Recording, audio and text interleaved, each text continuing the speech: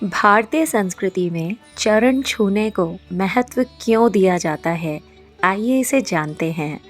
लेकिन इससे पहले जानते हैं भारत का अर्थ क्या है। भारत, भा यानी प्रकाश और रत यानी लीन, अर्थात ज्ञान रूपी प्रकाश को पाने में, उसकी साधना में सदैव लीन रहना।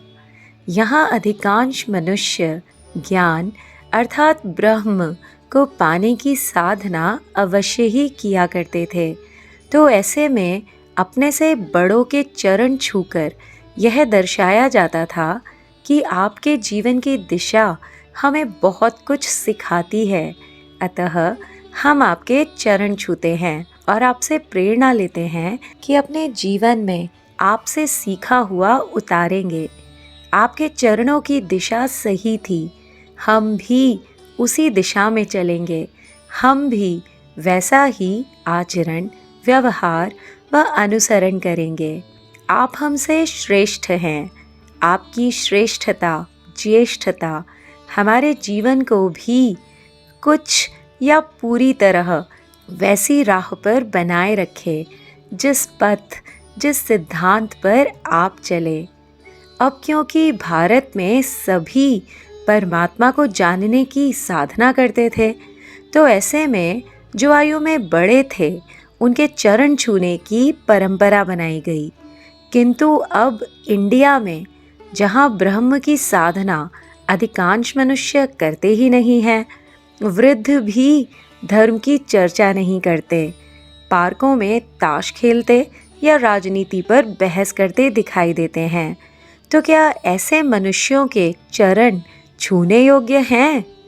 चरण छूने के लिए आयु नहीं, चेतना का स्तर देखना आवश्यक होता है।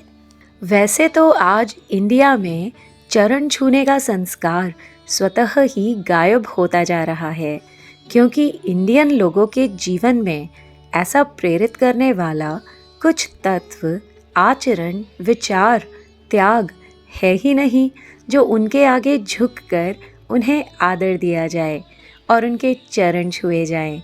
अतः आज किसी के चरण छूना व्यर्थ है और इसलिए स्वतः ही यह संस्कार गायब हो गया है, या कहीं है भी तो उसका कोई अर्थ नहीं रह गया है। एक उदाहरण से समझते हैं।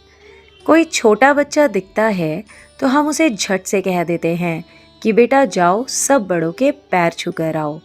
अब वो छोटा सा बच्चा सबके पैर छू भी लेता है और सब बड़े खुश हो जाते हैं। हाँ, बड़ा अच्छा काम किया मेरे बेटे ने। अब उस अबोध बालक को तो कुछ पता नहीं, किंतु उसके अभिभावकों को ये सोचना चाहिए कि वो जिसके पैर उसे छूने को कह रहे हैं, उनमें से कई तो शराबी हैं, व्यभिचारी हैं, झूठ बोलते हैं, धर्म में किसी की कोई रुचि नहीं है। ऐसा कुछ नहीं है उनमें जिसका अनुकरण वो अबोध बालक कर सकता है। तो फिर क्यों उससे इन सबके चरण छूने को कहा जाए? यदि वो इन सबके चरण छुएगा तो धीरे धीरे बड़ा होते होते उसे लगने लगेगा कि शायद ये लोग बड़े अच्छे हैं, तभी तो इनके चरण छुए जाते हैं, और वो भी उनसे प्रेरित हो उन्हीं के कदमों की दिशा में चलने लगेगा। और बस कुछ इसी प्रकार पिछले अनेक वर्षों से यही चलता आ रहा है और संस्कार गायब होते जा रहे हैं। कहा जाता है कि शिक्षक समाज का दर्पण होते हैं, अर्थात जैसा समाज हम अपने आसपास देखते हैं उसमें उस समाज में रहने वाले शिक्षकों की अहम भूमिका होती है।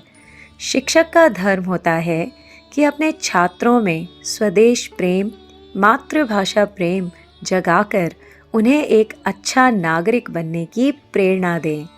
अब सोचिए, यदि शिक्षक ही अपना धर्म भूल जाएं, तो क्या उनके चरण छूने योग्य हैं? माना कि अनेक वर्षों की पराधीनता ने हमें मजबूरी में अंग्रेज़ी पढ़ने, बोलने और अनेक स्थानों पर रोज़गार की अनिवार्यता हेतु इसे सीखने पर बाध्य किया है। पर क्या इस अंग्रेज़ी भाषा को अपनी आत्मा की भाषा बना लेना ये हमारा अपराध नहीं है।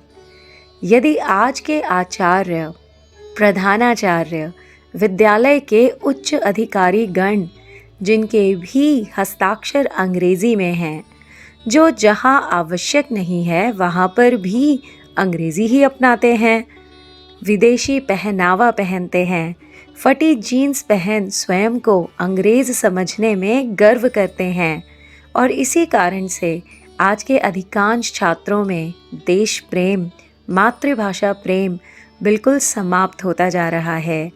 तो क्या ऐसे शिक्षकों के चरण छूने योग्य हैं? चरण छुए जाते हैं ऋषियों के, संतों के, उच्च विचार वाले लोगों के, गुरु के, जिससे हमारे जीवन को प्रेरणा मिलती हो। उन शिक्षकों के जो अपने छात्रों में देश प्रेम और मातृभाषा प्रेम जगाने में प्रयासरत हों, जो अपनी मातृभाषा स्वेच्छा और खुश होकर अपनाते हों। ऐसे ही नहीं किसी के भी चरण छुए जाते। आचार्य रीता, वंदे भारतम आध्यात्मिक केंद्र, 8249491321।